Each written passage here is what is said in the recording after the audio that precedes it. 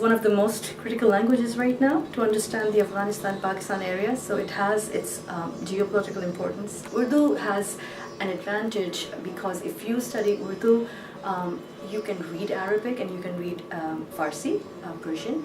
We share the same script. You can also read Sindhi, Punjabi, Pashto, so you already have a head start on those languages. मेरा नाम रिया है। मेरी उम्र 17 साल है। मैं फिलाडेल्फिया में रहती हूँ। शाबाश। मेरी उम्र 17 साल है। मैं फिलाडेल्फिया में रहता है। शाबाश। मेरा नाम रिया है। मेरे उम्र 17 साल है। मैं फिलाडेल्फिया में रहती हूँ। शाबाश। पीला है। इस कमरे का रंग क्या है? पीला है। इस कमरे का रंग पीला है। शाबाश। तो To ask what color something is would be इसका रंग क्या है? क्या है? देखो। तो मैं ये पूछ सकती हूँ कि इस ब्लैक बोर्ड का रंग क्या है? So then you would say yeah. इस Oh, you say is black board का रंग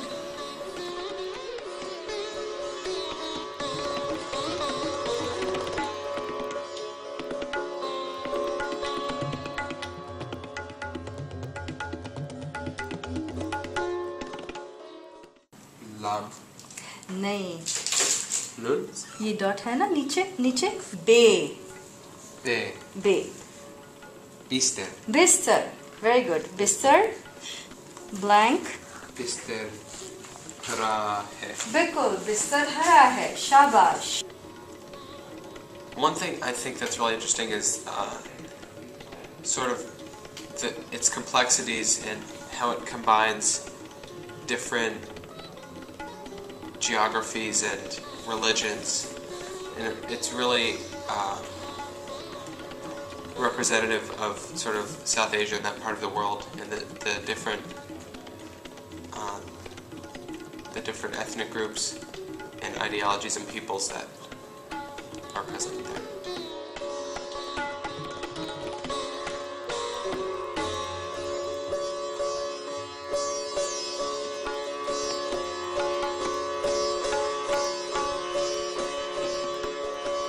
बूढ़ी औरत है, बूढ़ी है, हाँ? ये बूढ़ी है, शायद छोटी है, भूरी आंखें हैं और पतली है, ठीक है। ये गोरी है? ये गोरी है? नहीं, ये गोरी नहीं है।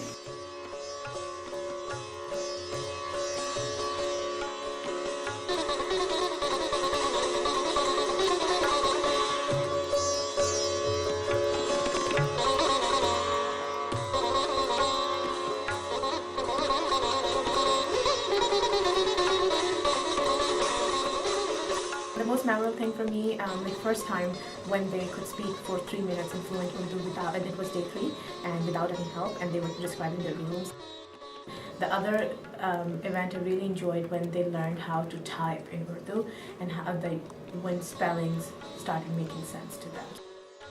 So basically in the future I'm planning on going into international business, and I feel like the more exposure I get to different languages, the better I'll be in the future. So I've already taken French and Latin, and I plan to take Spanish in college. So speaking Urdu is definitely a unique language and something that I hope to benefit from in the future. The hardest part is, I kind of look at it as like a puzzle with the script. You have to find the initial, medial, and final form of each character and recognize it and sound it out and make the sound for it in order to determine the word. I feel like that's definitely a challenge, but also there's a big difference in weren't exactly taught as much grammar, so that's also very different, and you have, instead of like learning the grammar textbook style, you learn the grammar by speaking it consistently, and that's different. It turns out that it really works. का खानदान, वालिदा का खानदान, आपकी वालिदा का खानदान, maternal grandparents, right? आपके वालिद का ख़ानदान, आपकी वालिदा का ख़ानदान ननियाल है, ननियाल। आपके वालिद का ख़ानदान ददियाल है, ठीक है? ये मेरे वालिद है, ये मेरे वालिदा है, और ये मेरा भाई है। मेरा दादा, ये मेरा दादा है, ये मेरी दादी है, ये मेरी चाचा है, मेरे चाचा है, ये मेरी चाची है, मेरी चाची है, ये दो मेरी चाचा जिंदगी है। I am shocked at how well prepared I feel to go travel there, because everything we've covered has been something so pertinent to the culture and to something we would use the language for later in life. And I cannot believe that we learned so much in just 3 weeks. I feel as though these 3 weeks are comparable to 4 years of a high school language.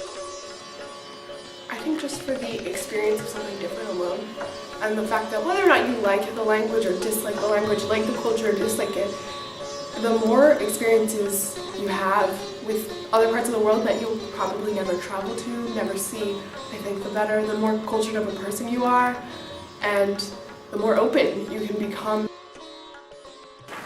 मैं लाहौर गई, मैं वक्त देखी वक़्त इमारत।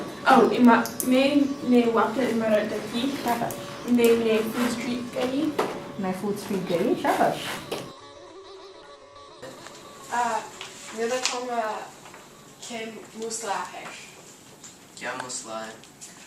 मेरा कमरा ऐसी ठीक नहीं है, मेरा कमरा साबुन नहीं है, और मेरा कमरा कार्टमाल है, कई कार्टमाल है। अच्छा, आपको एक नया कमरा देता हूँ अभी, नीचे आ जाइए। So, नया कमरा, नया क्या होता है? न्यू। आपको नया कमरा। शुक्रिया। ठीक है। कोई बात 200 लगेगा। कैसे रुपए बचे हैं? लेकिन लेना क्या है? क्लासिक है सर। ये मेरा है। ये बहुत ही ये मेरी काम करने एक्सो महंगा एक्सो 150 चाहिए मैं कीमत काम कर रहा हूँ 150 100 मैं बिल्कुल नहीं दूँगा। नहीं ठीक है, खुदा हाफिज। कहाँ जा रहे हैं सर? उनको बुलाइए। सर यहाँ आओ तो आइए सर ठीक है आप ये ले लीजिए। कमीज। हाँ ले लीजिए। बहुत अच्छे। शुक्रिया। We're working with like gender, number, case, and these were all things that the kids weren't used to thinking about when they first came into the class. So to hear them talking and correcting each other's mistakes, oh no, this is in this case, or this is plural, or it's because there's a postposition after it, and to see them correcting each other's mistakes using these words, this vocab to talk about language that they never had before. For me, that's exciting. To see that all happen in the last 3 weeks, and they're producing very good, accurate sentences now. Has anyone ever heard of the nightingale and the rose? What's that all about? The nightingale is like a lover.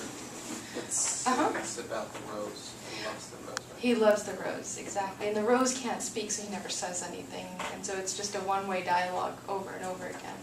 So that's a trope or a motif, right, that people talk about in love poetry a lot. So the same way, Urdu poetry had certain rules that people would know about, that there were certain themes, motifs that existed, and so you built on those. You could modify those slightly, but you didn't deviate from those set motifs. Nazar. Or I could do something very simple. Nazar. You just keep your hands here. I think Madhuri did something like this, right? Amazing, just Nazar. And then kajal is also important. Now kajal is that black, I'm wearing some of it, kohl, black eyeliner, kohl, which is also very much part of the aesthetics, the beauty that we are talking about. So this, and you can also show nazar like that, because just to emphasize the feminine aspect of it, you can show the kohl, that would be nazar also. So the kind of concept of nazar, and then there are many, this, there's so many ways of showing just looking, how you look. And it's not just eyes, it's much more than eyes. That's the beauty of the language. It's not just looking, but it's the way you look. That's the meaning of the word. The history of the people in the Indus Valley and the different nations or empires, I guess, that came through, and in turn the different languages that came through that region. It was something I never had the opportunity to really just listen to someone talk about, something that I kind of like, Wikipedia on my own, but there's only so much information you can get from that. It was really just cool, and it reminded me of like a college lecture. It was great. It was very fascinating.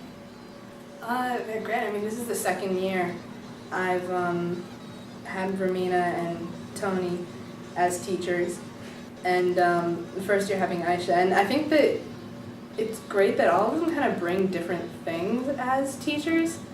Tony, for instance, is not a native speaker, so he can really relate to the kind of struggles that come with learning Urdu as an English speaker, but he's also, brilliant and fluent now, so it makes it a lot easier to understand certain things, whereas Aisha can contribute a lot of things that Tony wouldn't be able to because she actually grew up speaking it. And having them both around, like, to balance each other out and to like go back and forth about like what's actually correct, it's really helpful, and they're all brilliant, so that's great. I love it. This is my second year doing it, and I love it. There's so much about it that like just the amount of time, like they're long days and you get so much work done, but it's such a small class and you're really intimate with your classmates and with your teachers, and you're also exposed to so much in addition to the language through the guest speakers and the field trips and whatnot, and I love it. I'm gonna miss it.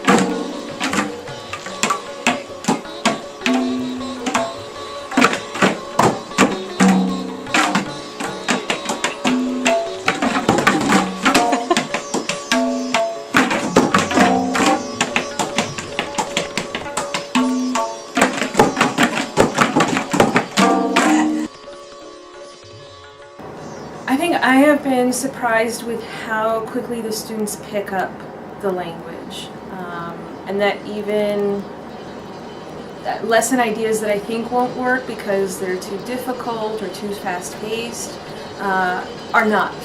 They're perfectly targeted to these students. It's really impressive. वालेकुम सलाम। आपका नाम क्या है? मेरा नाम मेहमान है। आपका नाम? मेरा नाम इलियास है।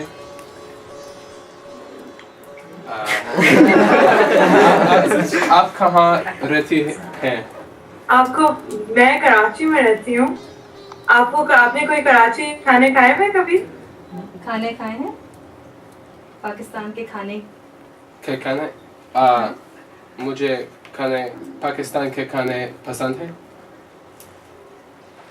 आपने पाकिस्तान में कौन सा खाना खाया हुआ है? मुझे कीमा मटर पसंद है और मुझे समोसा चाट पसंद है और हलवा पसंद है। I think the Skype session we did yesterday, that was really fun because we actually got to talk to people our age who were living in Pakistan. So it was really good to get to speak Urdu with them and learn about their culture and what life is like for them and get to talk to them about what it's like in America. It was really neat.